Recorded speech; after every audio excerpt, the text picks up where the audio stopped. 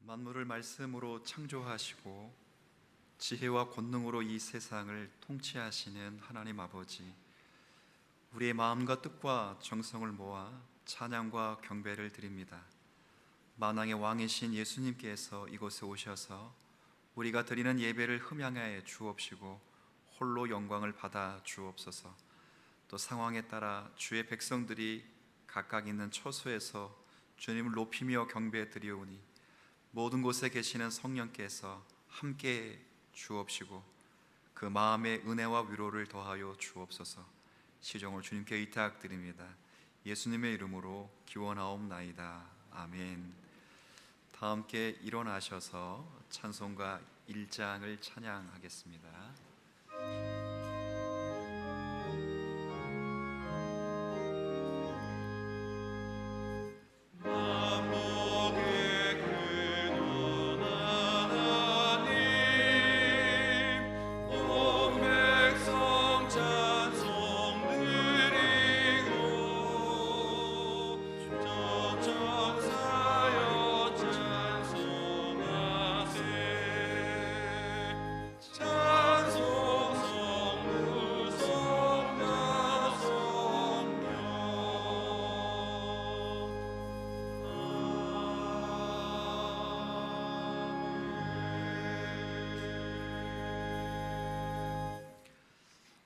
교동문은 86번째 요한계시록 14장입니다.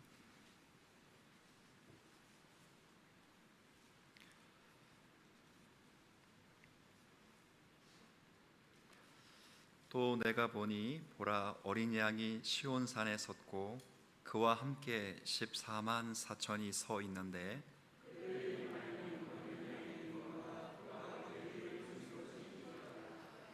내가 하늘에서 나는 소리를 들으니 많은 물소리와도 같고 큰 우레소리와도 같은데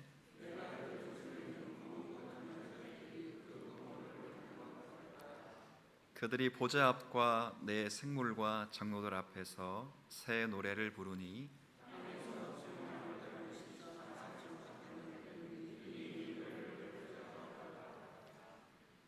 이 사람들은 여자와 더불어 더럽히지 아니하고 순결한 자라. 사람 가운데서 성량함을 받아 처음 익은 열매로 하나님과 어린 양에게 속한 자들이니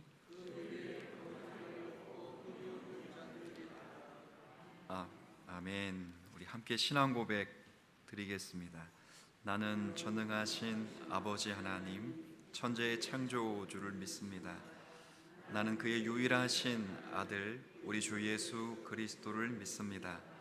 그는 성령으로 잉태되어 동정녀 마리아에게서 나시고 본디오 빌라도에게 고난을 받아 십자가에 못 박혀 죽으시고 장사된 지 사흘 만에 죽은 자 가운데서 다시 살아나셨으며 하늘에 오르시어 전능하신 아버지 하나님 우편에 앉아 계시다가 거기로부터 살아있는 자와 죽은 자를 심판하러 오십니다. 나는 성령을 믿으며 거룩한 공교회와 성도의 교제와 죄를 용서받는 것과 몸의 부활과 영생을 믿습니다. 아멘.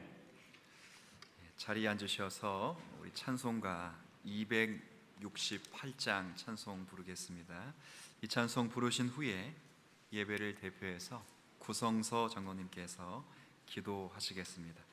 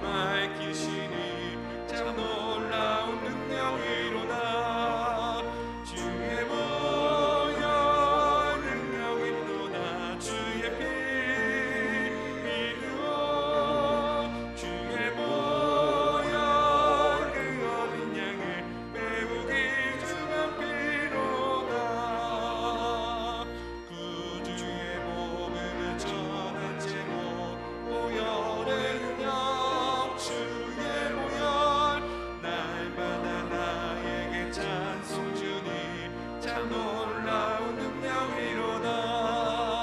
주의 보혈 능력이로다. 주의 피 이름으로 주의 보혈 그 어린 양의 매우 귀중한 피로다.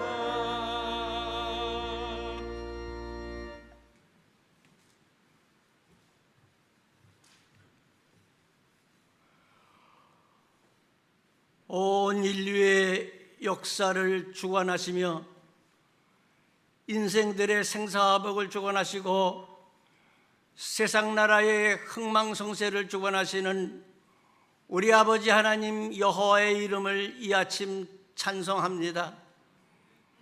지난 6개월 동안도 하나님의 거룩하신 은혜 속에 살았습니다.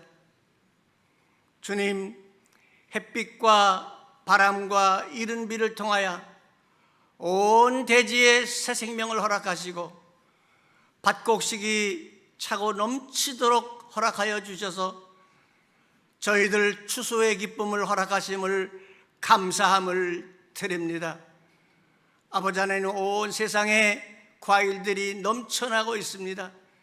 우리 인생들에게 달콤한 맛을 허락하시며 또한 생명의 주에 우리를 거룩하게 하신 예수 그리스도의 귀한 생명의 말씀을 통하여 저희들의 영혼이 살찌게 하시니 그 은혜에 감사함을 드립니다.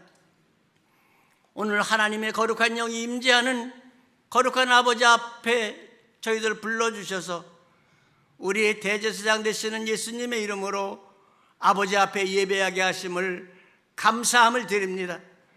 아버지 하나님, 저희들의 모든 죄를 보지 마옵시고 우리에게서 의의를 찾지 마시옵소서. 우리가 아버지 앞에 설 수 없사오나 우리의 구원자 되시는 예수 그리스도의 십자가의 보혈을 힘입고 나왔사오니 아버지 하나님, 우리가 드려지는 예배를 통하여 영광받아 주옵시고 우리의 모든 죄악과 허물을 사하여 주시옵소서.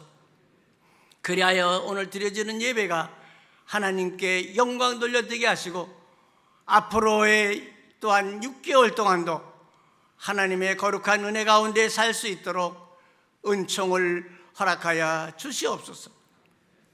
아버지 하나님, 이 시간 저희들이 살고 있는 우리의 조국 대한민국을 위하여 기도합니다. 6월은 호국 보훈의 달입니다.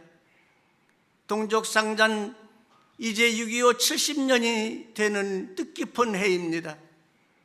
아버지 하나님, 70년 전에 이 땅에 남북이 서로 총뿌리를 대하고 전쟁을 일으켜 수많은 인민들이 학살당하고 수많은 우리의 민족지사들이 납북을 당하고 지금까지 1000만 이상 가족의 아픔을 누리고 있습니다. 주여, 우리들의 죄악을 이제 용서하여 주옵시고 저 155마일의 휴전선을 거둬 주시옵소서. 이제 아버지 하나님, 그 지피 위에 하나님의 찬양을 할 수 있는 귀한 스피커가 들어서게 하시고 아버지 하나님, 그 흩어졌던 백성들이 다시금 모여 하나님을 찬양케 하여 주시옵소서. 이제 1907년 평양 장대현 교회에 길선주 목사를 위시하여 회개운동으로 인하여 제2의 예루살렘 부흥의 은총을 허락하셨던 것처럼 이제 다시금 이 민족에게 하나님 은총을 내려주셔서 복음의 꽃이 활짝 필 수 있도록 강복하여 주시옵소서. 저 백두산과 금강산, 한라산과 태백산의 잣나무와 소나무를 찍어서 하나님 평양의 아름다운 저 제2, 3회, 4회 예루살렘 성전이 설 수 있도록 강복하여 주옵시고 이 나라 이 민족을 통하여 하나님의 거룩한 백성들 그 발걸음을 통하여 복음이 온 세상에 전파될 수 있도록 강복하여 주시옵소서. 그리하여 주님 이 땅에 재림하시는 그 귀한 자리를 우리들이 예비하게 하시고 주님께서 오시는 그 나팔 소리, 경고의 소리를 우리 온 백성들 들어 주님 광야에 외치는 자의 소리의 그 직분을 잘 감당하여 주실 줄로 믿습니다. 아버지 하나님, 이제 저희들 우여곡절 속에 살았습니다. 바이러스라고 하는 이상한 그 질병을 통하여 온 세계 1,000만 명이나 넘는 사람이 감염됐고, 아버지 하나님, 수백만 명이 지금 죽어가고 있습니다. 아버지 하나님, 이제 저희들 하나님의 귀한 말씀을 통하여 말세에는 이러한 일이 있으리니 기근과 질병과 아버지 하나님 총소리가 있을 것이라고 했습니다. 그 모든 환난이 있을 것이라고 했습니다. 그 후에 주님의 재림이 있을 것이라고 했사오니 아버지 하나님, 이러한 것들을 통하여 우리가 경고의 하나님의 나팔 소리를 듣게 하시고 우리의 마음을, 우리의 그 옷깃을 여미는 귀한 신앙을 가질 수 있도록 강복하여 주시옵소서. 아버지 하나님, 앞으로 남은 6개월 동안도 하나님의 귀한 은혜 가운데 신앙생활 잘할 수 있도록 성령님 역사하여 주실 줄로 믿습니다. 이 시간 예배를 돕기 위하여 사랑하시는 장로님 귀한 찬양을 하실 때에 하나님 천군 천사가 화답하게 하시고 하나님께 흠양되어지는 귀한 찬양이 될 수 있도록 장로님의 목청을 주관하여 주시옵소서. 이 시간 하나님께서 세우신 목사님을 통하여 생명의 말씀을 전하실 때에 이제 십자가 달려 죽으시고 부활하시는 그 예수 그리스도의 귀한 음성을 저희들 듣게 하여 주시옵소서. 이제 저희들 아버지 하나님, 온 성도들이 한 자리에 모여서 애찬할 수 있는 그 귀한 시간도 속히 올 수 있도록 아버지 하나님, 성도의 교통이 있을 수 있도록 하나님 강복하여 주실 줄로 믿사옵고, 오늘 거룩한 날이 다하기까지 보혜사 성령께서 인도하여 주시옵기를 우리 생명 되시는 예수님의 이름으로 감사하며 기도하옵나이다. 아멘.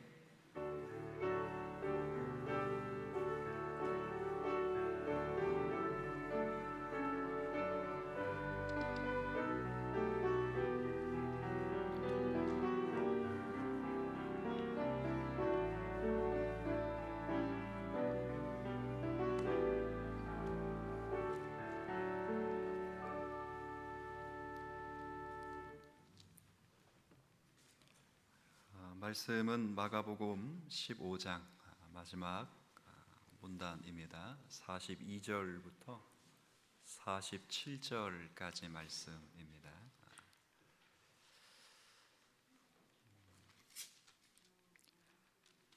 제가 42절부터 47절까지를 제가 봉독하겠습니다. 이날은 준비일 곧 안식일 전날이므로 저물었을 때에 아리마대 사람 요셉이 와서 당돌이 빌라도에게 들어가 예수의 시체를 달라 하니 이 사람은 존경받는 공의원이요 하나님의 나라를 기다리는 자라.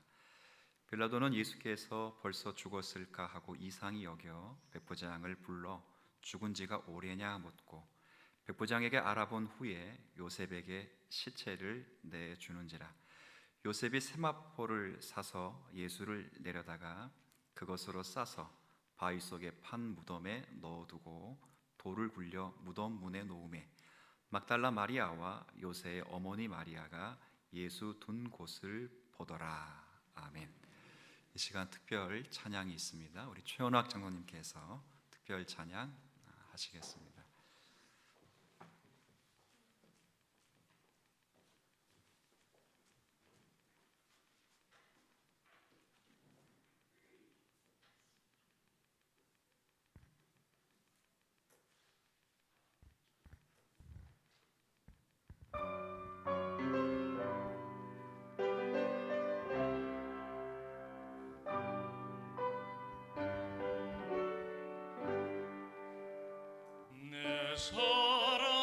사랑하는 그 이름 예수, 복된 예수, 내 귀에 음악 같도다. 예수, 복된 예수, 내 맘에 계신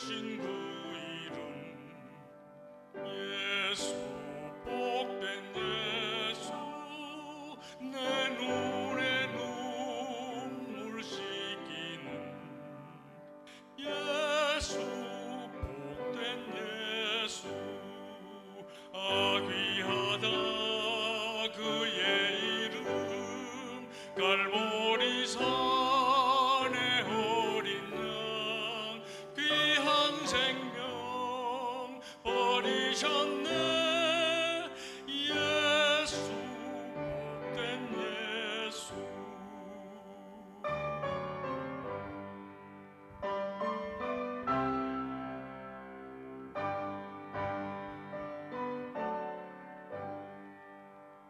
주 예비하신 하늘집 예수 복된 예수. 거기서 우리 만나리. 예수 복된 예수. 아귀하다 그의 이름. 갈보리 산에 어린 양 귀한 생명 버리셨네. 예수 복된 예수. 예수 복된 예수.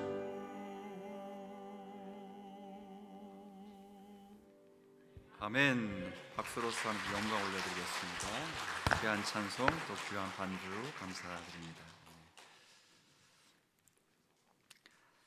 오늘 우리가 읽은 본문은 굉장히 짧은 내용을 담고 있습니다. 하지만 예사롭지 않은 본문임에는 분명합니다. 왜 예사롭지 않냐면 이 사건이 사복음서, 그러니까 마태, 마가, 누가, 요한 복음에 다 기록되어 있기 때문입니다. 이것은 성경을 기록하는 복음서 기록자들이 이 사건을 굉장히 인상적으로 생각했다라는 것과 함께 이 사건은 굉장히 복음을 설명하는데 중요한 사건이었다라고 인식한 결과이기도 합니다.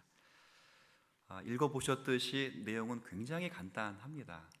아리마대라는 지역에 사는 그 요셉이라고 하는 사람이 당돌이 빌라도에게 찾아가서 예수의 시체를 달라고 구하고 그 예수의 시체를 받아서 자신이 평소에 죽으면 무덤에 이제 들어가게 될 그 무덤에 넣어두었다 하는 이제 그런 내용입니다. 굉장히 짧은 이야기입니다. 예수님이 주인공처럼 보이지도 않습니다. 다만 예수님은 시신으로만 장례식 입관용으로 등장합니다. 여기 주도적으로 등장하는 사람은 요셉입니다. 근데 여하튼 사복음서에서는 이 내용이 다 기록되어 있습니다. 그만큼 중요한 사건이었다라는 말이겠죠. 자, 그러면 조금 더 생각을 좀 해야 될 것 같습니다. 그럼 뭐가 중요한가?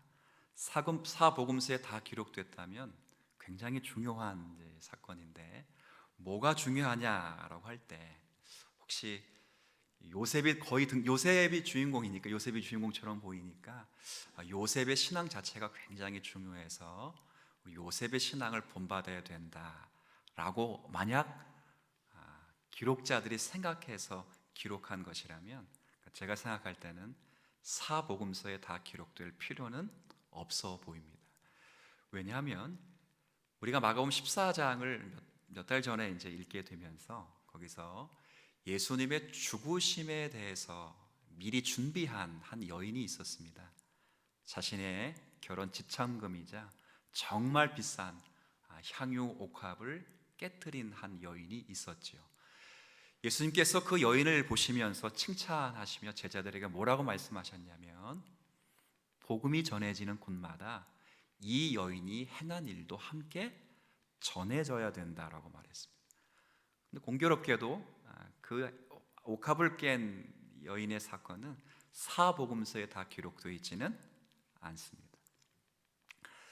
그런데 이 사건은 굉장히 짧아 보이는 본문임에도 사복음서에 다 기록되어 있습니다. 이 말은 예수님의 장례를 치러준 요셉의 신앙을 본받도록 사복음서에 다 기록된 것이 아니라 만약 그랬다면 차라리 옥합을 깨뜨린 여인의 신앙이 더 귀했겠죠. 그게 다 기록되어야죠. 그게 아니라 예수님의 장사 되심이라고 하는 이 사실 자체가 복음에 있어서 굉장히 중요한 사건임을 천명하는 것입니다. 그러면 예수님의 장사 되심이 뭐가 중요한가라는 거 물어야 되겠죠. 사복음서에 기록됐다는 것은 중요하다는 것이고, 이 중요하다는 것이 요셉이 신앙 자체가 중요한 것이 아니라 예수님의 장사 되심 자체가 중요한 것이라면, 예수님의 장사 되심이 복음에 있어서 왜 그렇게 중요하게 다루어져야만 되는가? 왜 우리에게 복음에 있어서 예수님의 장사, 죽으심으로 끝나지 않고 예수님이 장사 되심이 중요해야만 하는가? 사실을 오늘 우리가 함께 생각하고 또 확인받아야 될 말씀이 아닐까 싶습니다. 예수님의 죽으심이 그리고 예수님의 장사 되심이 왜 이렇게 강조되냐 했을 때, 그 말은 예수님의 장사 되심이 강조됐단 말은 어렵게 생각할 필요가 없습니다. 장사 되심이 강조된 이유는 예수님이 죽으심이 확실했다 그 말입니다. 여러분 잘 한번 생각해 보세요. 사람이 죽으면 이제 저희가 죽고 여러분이 돌아가시면 바로 입관하고 화장하지 않습니다. 최소한 우리나라에서는 사망을 하고 의사의 사망 신고를 받고 나면 입관을 하려면 법적으로는 하루 24시간을 지내야 됩니다. 그렇게 하는 이유는 혹시 그 사이에 몰라서 살아날 수도 있다 그 말. 예수님이 십자가에 죽으셨습니다. 근데 그의 장래 되심이 공표되어야 될 사실은 예수님이 확실하게 죽었다는 것이 우리에게 공포되도록 하신 하나님의 배려입니다. 기절하신 것도 아니고 거반 죽은 것도 아니고 확실하게 한번 해볼까요? 확실하게? 아니 그거 말고 뒤에 확실하게 죽었다는 거예요. 그래서 아리마대 사람이 등장합니다. 칼빈 같은 경우는 공간복음서를 기록하면서 이 내용을 기록할 때 주석을 이렇게 달았어요. 제가 그 부분은 좀 발췌를 해왔습니다. 굉장히 짧은 글인데 제가 잠깐 읽을게요. 칼빈의 글입니다. 하나님께서 그러니까 하나님 아버지께서 아들이 장사되기를 원하신 단 한 가지 이유는 이렇게 되어 있어요. 예수님이 장사 되셔야 되는 단 한 가지 이유는 그가 우리 때문에 진정한 죽음을 죽으셨다는 것을 보다 잘 증언하시기 위한 것이다. 그러니까 쉽게 설명하면 확실히 죽었다는 것을 선언하실 필요가 생겼다는 거예요. 그래서 등장한 인물이 아리마대 사람 요셉이라 그 말이에요. 그가 주인공이 아니겠죠. 그런 의미에서 만약에 아리마대 사람이 예수님의 장례를 준비하지 않고 양치기 소년, 거짓말하는 늑대가 나타났어요 그런 양치기 소년이 예수님의 장례를 주관했다면, 그리고 며칠 후에 예수님이 부활하셨다는 소식이 들려왔다면 사람들이 예수님 부활 소식을 믿을까요?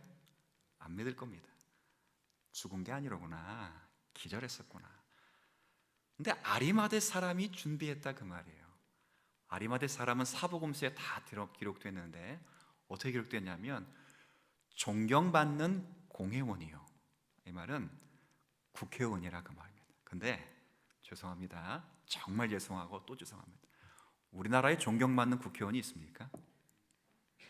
물론 여러분 개개인은 있겠습니다만은 보편적으로는 찾기가 어렵죠. 근데 이 요셉이란 사람은 존경받는 국회의원이다 되어 있습니다. 부자이고 경건하며 의로우며 많은 사람들에게 존경받는 사람이라고 되어 있습니다. 쉽게 설명하면 수식어가 많은데요. 쉽게 설명하면 훌륭한 사람이다 그 말입니다. 그리고 또 오늘 우리가 읽었던 본문에 또 하나 참고할 것은 그가 하나님의 나라를 기다리는 자라, 경건한 자라 그 말이죠. 우리 본문에는 없지만, 지금 읽은 마가복음에 없지만 요한복음에 표현해 보면 그가 예수님의 장례를 치를 수 있었던 것은 그도 예수의 제자였다라고 되어 있습니다. 예수의 제자였음이 분명하지만 그가 국회의원 신분으로 그 당시 사내들은 공회원에서 정죄했던 예수를 대놓고 따라다닐 수 없었습니다. 평상시 예수를 사랑했고 예수의 말을 존경했습니다. 그러나 그의 신분 자체가 드러내놓고 예수를 따라릴 수 없는 신분이어서 숨어서 따랐습니다. 그러다가 예수의 마지막 죽음을 보고 이제 율법 가운데 저주받은 죽음으로 끝났기 때문에 그의 시체를 만지는 것은 죄가 되지 않았습니다. 다음 데이 깡있게 당돌이 빌라도에 가서 시체를 구할 수 있는 신분의 사람이었습니다. 결국 하나님이 예비하신 사람이죠. 결국 요셉이 주인공이 아닙니다. 하나님이 아들이 죽으셨다는 것을 확신시킬 필요가 생겼기 때문입니다. 오늘 본문의 핵심은 그겁니다. 요셉의 신앙을 본받자 그렇으면 사복음서에 다 기록되어야 되겠죠. 그러나 그것이 아닙니다. 이 장사 되심이 굉장히 중요한 사실이라 그 말입니다. 자, 그러면 또 하나 생각을 해야 되겠죠. 이 장사 되심이 왜 중요한 걸까요? 이 장사 되심이 왜 복음의 중요한 내용이기에, 어떤 내용이기에 이 장사 되심이 반드시 하나님 편에서 알려져야 할까요? 오늘 이 부분을 생각할 것입니다. 다 아는 내용일 수 있고 우리가 다시 한번 생각해야 될 부분이기도 합니다. 이렇게 한번 묻죠. 여기는 한번 답을 좀 해보시면 좋겠습니다. 예수님이 십자가에 달려 죽으셨습니다. 근데 우리 모든 믿는 사람은 답이 다 똑같고 그 똑같은 답이 진리이며 보편적인 우리가 갖는 답입니다. 한번 답을 해보시죠. 예수님이 왜 십자가에서 죽으셨습니까? 저는 늘 말씀드리지만 어려운 것은 물어보지 않습니다. 어려운 것을 여러분이 대답한 적이 한 번도 없기에, 이건 이제 제가 저 자신을 시험 안 들게 하는 방식이고, 두 번째는 여러분들이 시험을 안 받게 하기 위한 어려운 거 아무렇습니다. 예수님이 돌아가신 이유는 딱 한 가지입니다. 우리의 죄 때문입니다. 바울이 분명히 로마서 4장에도 나와 있죠. 우리의 범죄함으로 인하여 내어 주심이 되고, 한 장 더 지나서 바울이 똑같이 비슷하게 말하죠. 우리가 죄인 되었을 때에 그가 우리를 위하여 죽으심으로, 다 우리의 범죄 때문에 죽으셨습니다. 우리의 죄악 때문에 죽었습니다. 그런데 죄 때문에 죽으신 그 주님이 그 죄로 인한 죽음을 확인시킬 필요가 있었던 것은, 하나님이 몰라서 그런 것도 아니고 요셉의 신앙을 칭찬하기 위한 것도 아니고, 우리의 죄 때문에 돌아가신 그 예수님의 죽음을 우리에게 다시 한번 확인시킬 필요가 있었던 것은, 방금 전에 예수님 누구의 뭐 때문에 죽으셨다고요? 나의 죄 때문에 죽으셨다면 다시 한번 확인시킨 것은, 우리의 모든 죄가 예수의 장사 되심을 통하여 완전히 죄의 문제가 해결됐을 뿐 아니라 죄를 지음으로 당연히 받는 죄의 책임, 죄책, 모든 형벌도 예수님의 장사 되심으로 완전히 해결받았다. 믿으십니까? 복음 중에 복음입니다. 죄의 문제만 해결된 것이 아니라 죄를 지으면 책임을 져야 되는데 그 책임의 형벌이 영원한 사망, 죄의 삭슨, 그 사망이 해결되었다니라, 그 이야기를 하는 것입니다. 우리가 책임져야 될 죄책, 그 죄책이 예수 안에서 완전히 사라졌느니라. 아주 중요한 신앙의 원리, 그리고 신학적 원리를 설명합니다. 그래서 오늘은 죄책이 나왔기 때문에 평상시 우리가 성경을 통해서 직접 들어 읽기는 어려운 부분이라, 이 부분은 우리가 믿고 따르고 있는 웨스트민스터 신앙고백서 6장 6항을 여러분에게 소개하면서 설명해야 될 필요가 생겼습니다. 자, 앞에 제가 6장 6항을 보여드릴 테니까 제가 읽도록 하겠습니다. 보시죠. 모든 죄들은, 여러분들과 제가 가지고 있고 행하고 있는 모든 죄들은, 그 죄가 원죄든, 그 죄가 원죄로 말미암아 지금 짓고 있는 자범죄든, 하나님의 의로운 율법에 대한 범행이고 위반이다. 그래서 그 본연의 결과로 그 범행자가 첫 번째 뭘 받게 된다고요? 죄책을 받게 된다. 두 번째 문장입니다. 같은 6항입니다. 그리하여, 두 번째 문장입니다. 그리하여 그는, 죄책을 갖게 된 그 범죄한 자는 형벌을 받는데 하나님의 진노와 율법의 저주에 결박되어 죽을 수밖에 없고 영적으로, 현세적으로 또는 영원한 비참해짐을 피할 수 없다. 이 두 가지입니다. 어렵죠? 제가 끊어 읽었는데도 어려우니까 더 제가 토막을 내겠습니다. 이 6장 6항은 두 가지를 가르칩니다. 제가 일부러 끊어 읽었잖아요. 두 가지를 가르치는데 첫 번째 가르치는 것은 한번 읽어주세요. 시작. 네, 죄는 본질상 죄책을 야기한다. 이 무슨 말이냐면 쉽게 설명하면 다 아는 내용이에요. 죄를 지으면 반드시 책임을 져야 된다, 그 말입니다. 그렇죠? 죄를 지면 책임을 져야 됩니다. 여기 죄책이라는 것은 약자입니다. 영어로 guilt라고 하는데 죄에 대한 책임, 책무라는 뜻입니다. 죄를 범한 책임을 져야 되고 범했기 때문에 벌을 받을 책임, 두 가지 책임을 다 져야 됩니다. 우리 헌법에서도 말하고 있는 죄를 진 책임, 받을 책임을 다 받아야 됩니다. 그래서 첫 번째 사실은 죄를 지면 책임을 져야 된다라는 것이고, 두 번째는 한번 읽어주시겠습니까? 시작. 죄의 책임은 뭘로 받는가? 형벌이다. 형벌입니다. 두 가지를 다 합치면 죄를 지면 죄에 대한 책임을 져야 되는데 죄책은, 책임은 반드시 뭐가 따라온다? 형벌이 따라온다. 그럼 여러분 어떤 형벌이 따라올까요? 아까 읽은 형벌이 따라옵니다. 15년, 20년 이게 아니고 하나님의 진노와 율법의 저주하라에 놓이게 되고 현세적이며 육체적이며 일시적이며 그리고 영원한 비참함에 빠지게 되어서 영원한 사망에 떨어지게 되는 형벌을 받게 됩니다.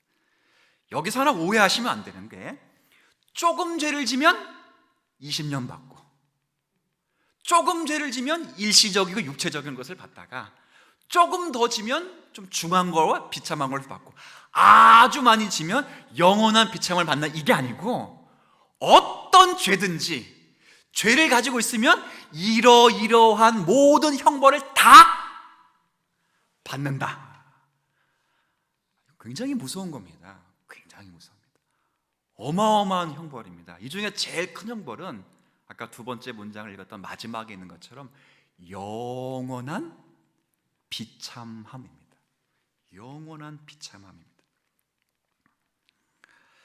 우리는 태어날 때부터 이런 죄를 가지고 태어납니다. 제가 하는 이야기 아니고 다윗이 그렇게 했습니다. 다윗이 뭐라고 고백했냐면 내가 죄악 중에 출생하였으며, 아니 차라리 내 어머니가 나를 죄악 가운데, 죄 중에 잉태하였느니라. 다윗이 말한 죄악과 죄가 뭐예요? 원죄입니다. 우리가 태어날 때부터 받고 있는 죄입니다. 어느 누구도 거짓말을 가르치지 않아도 아이들 거짓말 잘합니다. 어느 누구도 죄를 가르치지 않아도 잘합니다. 여러분 굉장히 신기한 게 욕은 가르치지 않아도 한다 못한다? 한다. 가르치지도 않아도 잘합니다. 사람은 원래부터 그런 죄된 본성을 가지고 태어난 존재들입니다. 우리는 죄를 지을 수밖에 없어요. 생각으로, 말로, 그리고 행동으로 자유롭지 못합니다. 심지어 예수를 믿는 사람들조차도 자유롭지 못해요. 다 우리는 마지막 날에 이런 죄에 대한 책임을 져야 됩니다. 형벌을 받아야 됩니다. 얼마나 무섭습니까? 마지막 그 심판을 한번 기억해 보세요. 영원한 비참함에 빠진다고 생각해 보세요. 예수님이 정말 힘들어서 울부짖은 게 이거 아니겠어요?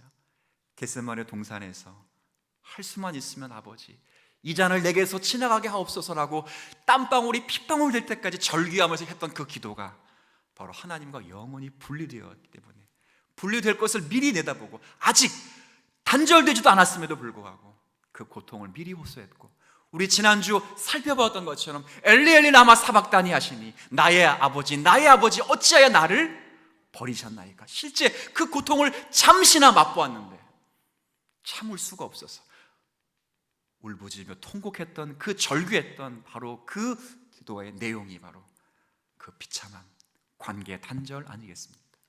이게 우리 운명입니다. 무서운 겁니다. 예전에 신과 함께라는 영화가 있었습니다. 제가 그 만화를 웹툰으로 미리 봤고 영화가 나오는 데서 봤는데요. 영화 내용은 여러분들 한번 기회가 되시면 보셔도 됩니다만 기독교적인 건 전혀 관계가 없습니다. 어떤 내용이냐면 착하지도 나쁘지도 않은 평범한 이제 젊은 사람이 죽게 되었습니다. 김자홍이라는 사람이 죽게 되어서 저승에 가게 되면서 49일 동안 7번의 재판을 받는 것입니다. 그 재판을 다 통과하면 환생을 해서 다시 태어나는 것인데 그건 지금 우리나라의 세계관을 불교, 유교로 녹여서 설명하는 영화이기도 합니다. 근데 애들과 이제 그걸 명절 특선이라고 합니까? 이제 그런 걸 또 TV에서 보여줘서 애들과 함께 딱 보는데 7개의 재판을 받으면서 그 재판에 떨어지면 지옥에 들어가는데 7개의 지옥이 묘사된 겁니다. 예를 들어서 살인지옥, 천륜지옥, 태만지옥, 배신지옥, 거짓지옥 7개의 지옥이 있어요. 떨어지는. 근데 보면서 애들이 전부 기겁을 했습니다. 와, 무섭다. 와, 무섭다. 그래서 뭐라고 결론을 냈냐면 착하게 살아야 되겠다. 그래서 제가 거기다가 휘발유를 뿌렸습니다. 뭐라고 뿌렸냐면 야, 그건 무서운 것도 아니야. 무서워. 전부 육체적인 무서움만 기록해놨습니다. 실제 무서운 것은 예수 믿은 모든 육체의 고난은 다 참고 견뎠지만 정말 참지 못해서 울부짖으며 기도했던 그 기도는 하나님과의 관계에서 단절되는 그 고통, 지옥은 육체적으로 고통스러운 것보다는 그보다 훨씬 큰 하나님과의 관계가 영원히 단절되는 거야. 그만큼 무서운 거야. 하나님이 없는 것은 그만큼 고통된 거야. 여러분, 이 고통을 우리가 다 받게 되어 있습니다. 우리가 그런 운명 가운데 있습니다. 그런데 그 형벌이 우리에게 다가와 있다고요. 그 형벌이 우리의 형벌로 다가와 있었던 존재들이었어요. 그런데 예수님께서 나의 죄 때문에 죽으시고 그 죄 때문에 죽으신 예수님께서 완전히 죽으심으로 모든 죄책을 해결하셨던 것은 우리 영혼이 심판받을, 영혼 지옥에 떨어질 수밖에 없는, 그래서 멸망받을 수밖에 없는, 예수님이 그렇게 울부짖으며 고통스러워할 수밖에 없는 그 고통에서 우리가 자유함을 받았다, 그 말이에요. 얼마나 큰 감사입니까? 얼마나 큰 자유입니까? 더 이상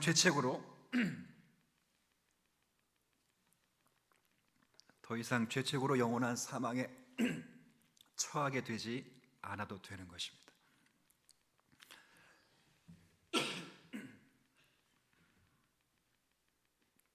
이게 복음인 거예요. 바울이 그래서 뭐라 말하냐면, 제가 조금 전에 성경 인용하면서 로마서 4장 5장 이런 얘기했어요. 믿음으로 구원을 얻는다라고 하면서 믿음으로 구원 얻는다는 말을 바울이 쭉 설명합니다. 로마서 4, 5장에. 그러면서 인간이 얼마나 죄인되인가를 설명할 때 그 죄인된 인간이 믿음을 만들 수 없다는 것을 역설합니다. 결국 믿음도 하나님의 은혜의 선물이라는 걸 설명하겠죠. 그래서 인간이 얼마나 나약하고 완악한지를 쭉 설명하다가 그 인간론을 마지막에 7장에 마무리하면 뭐라 말하냐면, 인간의 비참한 존재를 가리켜 이렇게 노래합니다. 오호라, 나는 곤고한 자로다. 이 사망의 몸에서 누가 나를 건져내랴라고 끝을 냅니다. 그게 7장의 마지막 두 번째 절입니다. 그러다가 마지막 절의 7장 마지막 25절에는 화제를 완전히 바꿉니다. 뭐라 말하냐면, 그러나 우리 주 예수 그리스도로 말미암아 하나님께 감사하노라. 이 말이 안 맞습니다. 그리고 8장에는 왜 감사할 수 있는가를 설명합니다. 뭐라고 설명하냐면 1절에 그러므로 왜 감사하는가? 우리 주 예수 그리스도 안에 있으면 결코 정죄함이 없느니라. 8장에 그 이야기를 쭉 설명하는 것입니다. 구약에도 나왔습니다. 예수님이 우리의 죄를 지시고 완전히 죽으셨기에 우리의 모든 죄책이 사해졌다는 것이 나와 있습니다. 그가 찔림은 우리의 허물 때문이요, 그가 상함은 우리의 죄악 때문이라. 여기까지만 나와 있지 않습니다. 그가 징계를 받음으로 우리가 평화를 누리고 그가 채찍에 맞음으로 우리가 나음을 받았도다라고 되어 있습니다. 물론 이 말씀이 구원받은 신자는 더 이상 죄를 안 짓는다, 그런 의미를 이야기하는 것이 아닙니다. 우리 여전히 죄의 본성에 갇혀 있어서 여전히 습관적으로 죄를 짓고 오히려 의도적으로 죄를 질 때가 많습니다. 자, 그럼에도 불구하고 그 죄로 인하여 영원한 형벌에 처하지는 않는다 그 말입니다. 왜요? 그리스도 예수 안에 있는 자에게는 결코 정죄함이 없기 때문입니다. 하나님이 저와 여러분이 지은 죄로 인하여 우리를 징계하시고 권면하실 수는 있습니다. 그러나 저와 여러분이 지은 죄로 인해서 저와 여러분을 영원한 사망에 처하게 하시지는 않는다고요. 하나님은 죄를 미워하시는 것은 맞지만 우리를 미워하시지는 않는다 그 말이죠. 그게 우리의 자리라는 것을 성경이 그리스도의 장사 되심으로 공포하는 것입니다. 그래서 팀 켈러 목사님 같은 경우는 그래서 예수님의 죽으심과 이 장사 되심을 이렇게 소개했습니다. 우리의 운명을 바꾼 아름다운 죽음이라고 표현했어요. 굉장히 멋진 표현을 썼어요. 아주 멋진 표현입니다. 예수님의 죽으심은 정말 우리의 운명을 바꾼 세상에서 가장 아름다운 죽음임이 분명합니다. 성경은 하나님을 가끔 태양으로 묘사를 해요. 근데 우리가 잘 알듯이 우리가 보이는 이 태양은 우리가 아는 대로 모든 시각적인 진리의 근원입니다. 무슨 말이냐면 태양이 없으면, 햇빛이 없으면 사물을 볼 수 없습니다. 칠흑 같은 어둠에 빛 한 줄기가 없으면 절대 사물을 우리가 확인할 수 없기 때문에 태양은 진리의 근원의, 그건 시각의 근원이기도 합니다. 뿐만 아니라 태양은 모든 살아있는 생명의 근원이기도 합니다. 생명이 있는 것 가운데 심지어 식물일지라도 태양의 도움이 없이 생명을 유지할 수 없어요. 보이는 태양이 그렇습니다. 그런데 성경은 종종 그 태양을 하나님처럼 비유하기도 합니다. 맞아요. 하나님이 계시지 않으면 우리는 참된 진리를 볼 수 없고, 하나님이 계시지 않으면, 하나님 중심으로 살지 않으면 참된 생명을 누릴 수 없습니다. 하나님을 중심으로 사는 사람, 하나님에게 행복을 두는 사람, 하나님에게 가치를 두는 모든 사람만이 참된 진리와 참된 생명을 누리게 될 거예요. 반면에 하나님에게 중심으로 하나님을 행복의 근원으로 여기지 않고 인간관계, 나 중심, 그리고 직장 중심, 스포츠 중심, 오락 중심, 사람 중심으로 우리의 행복의 순위를 결정한다면 우리도 모르게 빛에서 차단되는 것이고 생명에서 차단되는 것이기 때문에 칠흑 같은 암흑의 세계로 떨어지게 되는 거예요. 어디로 가야 되는지도 모르고요, 심지어 어디로 가고 있는지도 모르고, 더 크게는 어디로 가야 될지를 방향을 새롭게 잡을 수도 없습니다. 그 방향을 쭉 하다가 결국에는 최후의 심판을 맞아서 죽음의 자리에 되게 되겠죠. 놀라운 건 죽음으로 끝나지 않아요. 이 세상에서 죽는 것으로 형벌이 끝나지 않고 예수님이 다시 오실 때, 아니면 다시 오시기 전까지 여러분이 중간 상태에서 여러분이 영혼이 큰 고통 가운데 빠지게 되어 있어요.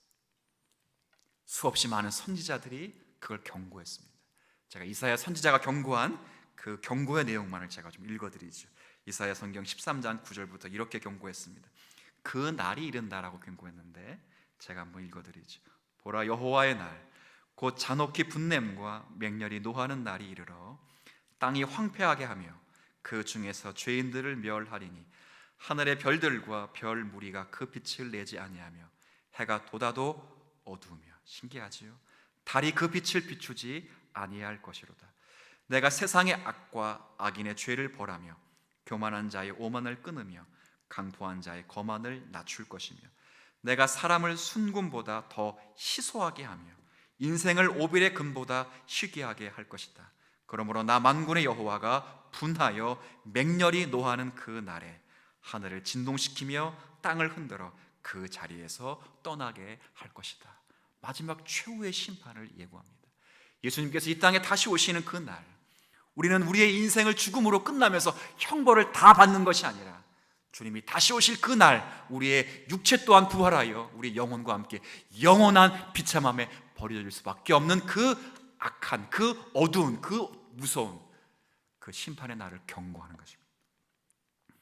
이 운명을 바꿀 유일한 방법은 예수님의 죽음밖에는 없었다는 것입니다. 그래서 예수님이 십자가를 지셔야만 되는 것이고 그렇게 가셔야만 했습니다. 그리고 예수님 우리의 목적지였던 절대 어둠 속에 빠져 들어오셨습니다. 그분은 우리가 당해야 될 마땅한 죽음을 대신 당하셨고 덕분에 우리는 그 주님의 심판으로 인하여 우리가 구원을 받고 하나님의 밝은 품 안에 들어가게 되었어요. 예수님의 죽음은 그런 효력이 충분히 있습니다. 우리가 읽은 말씀 그 앞부분에 지난주 읽었던 말씀인데 그거 한번 보시죠. 마가복음 15장 35절부터 39절입니다.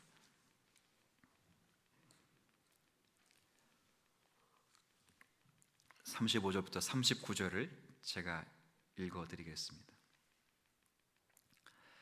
곁에 섰던 자 중 어떤 이들이 듣고 이르되 보라 엘리야를 부른다 하고, 예수님이 지난주 엘리 엘리 라마 사박다니 하니까 잘못 들으면 엘리 엘리 누구 부르는 것 같아요? 엘리야 부르는 것 같아요. 그래서 엘리야를 부른다라고 했습니다. 그래서 옆에 있는 사람이 오죽했으면 엘리야를 부를까? 엘리야는 기적의 상징이니까 굉장히 힘든가 보다 해서 36절에 한 사람이 달려가서 해면에 신 포도주를 적시어 갈대에 깨어 예수로 마시게 하였더니 이르되 사람이 가만두어라 엘리야를 부르니 엘리야가 와서 그를 내려주나 보자 하더라. 예수께서 큰 소리를 지르시고 숨지시니라. 38절 함께 했습니다. 이에 성소 휘장이 위로부터 아래까지 찢어져 둘이 되니라. 예수를 향하여 섰던 백부장이 그렇게 숨지심을 보고 이르되 이 사람은 진실로 하나님의 아들이로소이다. 아멘. 여러분과 제가 읽은 38절의 성소의 휘장은 얇고 가벼운 천 조각이 아닙니다. 굉장히 두껍고 무겁고 그리고 아주 어두운 천입니다. 쉽게 설명하면 벽과 같은 역할을 합니다. 우리가 아는 대로 이 휘장은 하나님의 영광이 임재되는 지성소와 성전의 다른 곳을 분리하는 것입니다. 나누는 것입니다. 휘장은 사람들로부터 하여금 하나님의 임재로부터 분리하는 벽과 같았습니다. 그래서 가장 거룩한 민족인 유대인 중에서도 가장 거룩한 사람인 대제사장만이, 그것도 가장 1년 중에 거룩한 날인 속죄일에만, 그것도 그냥 들어가지 않고 양의 희생 제물의 피를 가지고 들어갔었어야 됐습니다. 뭘 말하는 걸까요? 이처럼 지성소의 휘장은 영적 어둠 속에 있는 죄인에게는 그 누구도 하나님의 품 안에 안길 수 없다는 것을 상징하는 어두운 상징물이었습니다. 그런데 예수께서 돌아가시는 그 순간에 그 거대한 휘장이 찢어졌는데, 굉장히 중요한 겁니다. 방향이 어디서부터 어디로도 찢어졌다도 있어요. 누가 찢었는지를 분명히 하는 것입니다. 사람이 찢으면 저 하늘에 있는 것을 어떻게 찢겠습니까? 아래에서 찢어야죠. 위에서 아래로 찢었다는 것은 그 휘장을 찢으신 분이 하나님이시는 겁니다. 모든 지금까지 드려왔던 모든 희생 제사의 궁극적 희생이 예수 그리스도의 죽으심과 장사되심이니라. 더 이상 하나님의 거룩한 영광과 죄인들을 구분하는, 분리하는 어두운 장막은 더 이상 존재될 수 없다. 내게 오는 모든 길이 이제 길이 밝히 열어졌느니라. 누구로 말미암아? 예수 그리스도로 말미암아. 그러니 예수 그리스도에 나오는 자는 담대히 나아가라. 우리의 죄만이 해결된 것이 아니라 그 죄가 해결됐을지라도 죄책 때문에 머뭇머뭇거리며 아버지께 나가지 못할 때 그 죄책 또한 예수 그리스도의 완전한 장사 되심으로 해결이 되었느니라. 주님 뭐라 말씀하십니까? 수고하고 무거운 짐진 자들아 다 내게로 오라. 내가 너희를 쉬게 하느니라. 성취되는 것이죠. 누구든지 관계없습니다. 어느 누구도 예수에게 오면 우리가 모든 죄가 용서받을 뿐 아니라 우리 모든 죄책도 다 소멸되어서 참된 자유인으로, 참된 하나님의 사람으로 하나님 앞에 담대함을 가지고 살아갈 수 있는 성도가 된 줄로 믿습니다. 여러분, 여러분의 죄 때문에 하나님이 여러분을 권면하실 수 있습니다. 여러분의 죄 때문에 여러분을 징계하실 수 있습니다. 그러나 우리는 그 죄 때문에 사망으로 떨어지지 않습니다. 자랑스럽게 생각하십시오. 뭘 해도 될 만한 사람으로 하십시오. 의연하고 떳떳하고 멋있게 서십시오. 쫄지 마시고 하나님 말씀 앞에서 여러분이 갖는 그리스도의 완전한 죽으심으로 얻은 그 지위를 자랑스럽게 여길 수 있는 오늘의 말씀이 되었으면 좋겠습니다. 하나님,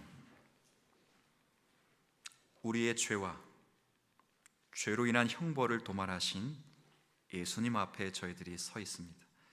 이제 누구든 용서와 은혜를 받을 수 있게 되었습니다. 하나님께서 예수의 죽으심과 장사되심 안에 복음의 은혜를 담아두셨기 때문입니다. 이 복음의 능력을 깊이 경험하는 성도들이 되게 하여 주옵시고 죄의 문제가 해결되었을 뿐 아니라 죄에 대한 책임까지 해결되었음을 기억하고 이제 자유인으로서 다시 주 앞에 서서 하나님 앞에 영광스러운 종으로 쓰임받는 종들이 되게 하옵소서. 감사드리며 예수님의 이름으로 기도 올립니다. 아멘. 찬송가 488장 찬양 드리겠습니다.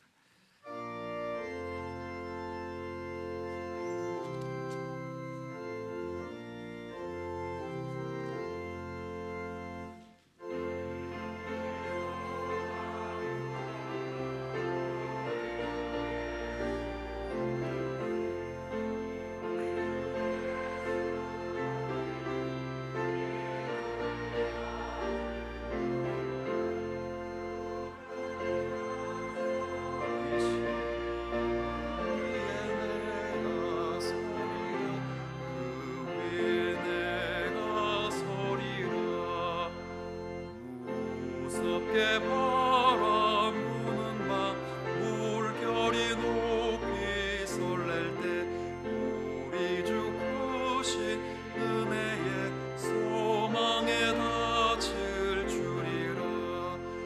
주 반석이시니 그 위에 내가 서리라. 그 위에 내가 서리라. 세상에 묻던 쏟은 것 끊어질 그날 되어도 우주의 언약 미사와 내 소망 더욱 크리라. 주 나의 반석이시니 그 위에 내가 서리라. 그 위에 내가 서리라. 바라던 천국 올라가 하나님 앞에 배울 때 우주의 의를 힘입어 어여시 바로 서리라. 주 나의 반석 그 위에 내가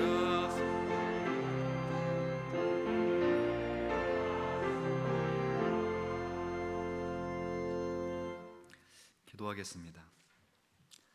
은혜 하나님 감사합니다. 무엇으로 하나님 아버지의 크신 은혜를 갚을 수 있겠습니까? 어떤 목숨을 다해도 주께 갚음이 되지 못함을 저희들이 잘 압니다.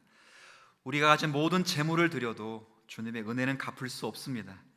우리의 시간과 삶을 모두 드려도 다 갚지 못할 것입니다. 이 시간 부족하지만 주께 받은 것 또 다시 주님께 것을 돌려드립니다. 흠없 많고 부족한 예물이지만 주께서 기뻐하실 것을 믿으며 드리오니 받아 연락하여 주옵소서. 11조를 드린 손길들이 있습니다. 그 손이 복되게 하여 주옵소서. 감사 예물로 드린 손길들이 있습니다. 자원하여 드린 예물을 복 주셔서 더 많은 것을 드릴 수 있는 넉넉함이 있게 하옵소서. 선교 예물과 성미로 주님께 드린 손길들도 있습니다. 주님께 헌신하고자 드리는 예물들이니 기쁘게 받으시고 그의 손이 힘있게 하여 주옵소서. 하나님, 특별히 이 나라를 복음으로 일으켜 세워주시길 원합니다. 주의 백성들을 주의 군사로 일으켜 세우시고 온 나라와 열방 가운데 주의 군사들을 보낼 수 있도록 영적으로 무장시켜 주옵소서. 말씀을 가지고 나아가게 하시고 믿음의 방패로 작금의 시대에 의심의 불화살들을 능히 막아내게 하여 주옵소서. 호국 보훈의 달을 마무리합니다. 나라를 위하여 많이 기도했고 지금도 나라를 위하여 수고하는 많은 종들이 있습니다. 특별히 군인 장병들을 기억해 주시길 원합니다. 그들의 수고가 헛되지 않도록 하여 주옵소서. 여호와께서 집을 세우지 아니하시면 세우는 자의 수고가 헛되며 여호와께서 성을 지키지 아니하시면 파수꾼의 깨어있음이 헛되도다라고 말씀하셨습니다. 주께서 이 말씀처럼 친히 이 나라를 지켜 주옵소서. 코로나로부터 이 나라를 지켜 주옵소서. 영혼을 겁탈하는 이단들로부터 하나님 나라와 교회를 지켜 주옵소서. 그 어떤 적들도 어떤 이단들도 나라와 교회 가운데 있는 주의 백성들을 탐하지 못하게 하시고 주의 교회가 나라가 강성하게 하여 주옵소서. 한 주간 모든 성도들의 터전을 지켜주시사 여호와께서 지키시는 성이 되게 하옵시며 건강과 평안과 감격이 있게 하옵소서. 예수님의 이름으로 기도 올립니다. 아멘. 우리 교회 소식 뒷면을 한번 참고해 주시면 좋겠습니다. 7월 함께 읽을 말씀 읽기 본문은 이제 레위기를 지나서 민수기 말씀을 읽도록 하겠습니다. 세 번째 광고에 보시면 우리 지난주 우리 당회에서는 7월 19일을 예배 회복의 날로 그렇게 정했습니다. 예배 회복의 날로 정하고 나서 또 공교롭게도 이번 한 주간 교회에서 집단 감염이 또 발발해서 많은 어려움이 있지만 그 광고를 드리는 것은 여러분들께서 집중적으로 기도해 주시면 감사하겠다라는 마음으로 기도를 드립니다. 부탁을 드립니다. 주일 예배를 회집 예배로 전환하려고 합니다. 여러분들이 마음을 좀 써 주셔야 될 것이 있습니다. 어떻게 회집 예배를 드릴 수 있는가? 1, 2부 예배를 아마 짝수, 홀수, 구역으로 나누어서 분산해서 예배를 좀 드리고 철저한 우리 교회는 7대 방역 수칙을 잘 지키고 있는 터라 더 강화와 또 환기해서 좀 그렇게 하려고 기도 중에 있습니다. 잠정적입니다. 이렇게 지금 교회 가운데 어려움이 있어서 사회적인 어려움과 교회 자체적인 어려움이 좀 있어서 이게 지속될 수 있을지는 아직은 잠정적이지만 간절히 교회에서 되기를 바라는 마음으로 여러분들 기도 부탁을 드린 것입니다. 이렇게 될 수 있기를 소원해 주시면 감사하겠고요. 한 가지 더 부탁드리면 요즘 한국 교회에서 현장 예배 반대로 현장 예배가 있으면 무슨 예배가 있어요? 온라인 예배 이렇게 쓰는데 현장 예배라는 표현은 원래 없는 예배입니다. 그래서 현장 예배를 한국 교회가 지금 쓰고 나면 먼저 단어가 쓰여지면 단어와 표현은 힘이 있기 때문에 거기에 걸맞는 신학이 따라오게 되어 있습니다. 이미 그렇게 형성되어 있기 때문에 저는 우리 교회에서 현장 예배라는 단어를 쓰지 않도록 했습니다. 오늘부터는 회집 예배라는 표현을 쓰겠습니다. 회집 예배를 여러분들께 써주죠. 회집 예배, 모여서 드리는 예배입니다. 함께 교회를 이룬다는 의미입니다. 그게 정상화될 수 있도록 여러분께서 기도 많이 해주시고요. 아직은 잠정적이지만 하나님의 은혜가 있기를 또 소원해 주시면 고맙겠습니다. 오늘 예배에 참석하신 우리 분 가운데 우리 김순란 본사님의 아들 우리 조태영 군, 우리 이제 아드님 가정이 신혼여행 마치고 예배 잘 참석했습니다. 우리 저 가정이 축복된 가정이요, 그리고 신앙의 계대가 이어지는 가정이요, 많은 사람들을 유익하게 하는 가정 될 수 있도록 일어서서 살면 우리 박수 한번 격려해 드릴게요. 축복하겠습니다. 축하합니다. 감사합니다. 고맙습니다. 우리 다 함께 일어나셔서 620장 1절 찬양하고 축도함으로 예배 마치겠습니다.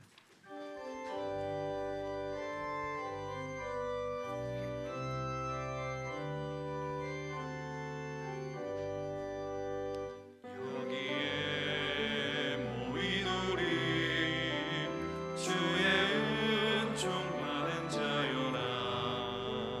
주께서 이 자리에 함께 계심을 아노라.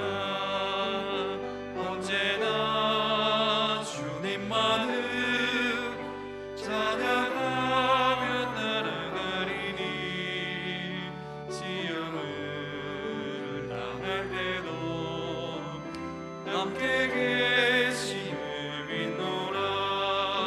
이 믿음 더욱 굳세라. 주가 지켜주신 나 오는 밤에도 주의 밝은 일 인도하여 주신다. 지금은 죄와 죽음에서 그리고 죄책에서 우리를 구원하시는 예수 그리스도의 은혜와 하늘과 땅을 지으시며 지금도 지으신 모든 것을 당신의 선하신 뜻대로 인도하시는, 통치하시는 무한하신 하나님의 사랑과 우리 가운데 내주하셔서 감동케 하시며 교통케 하시는 성령님의 은혜가 이제로부터 영원히 함께 하심을 간절히 축원하옵나이다. 아멘.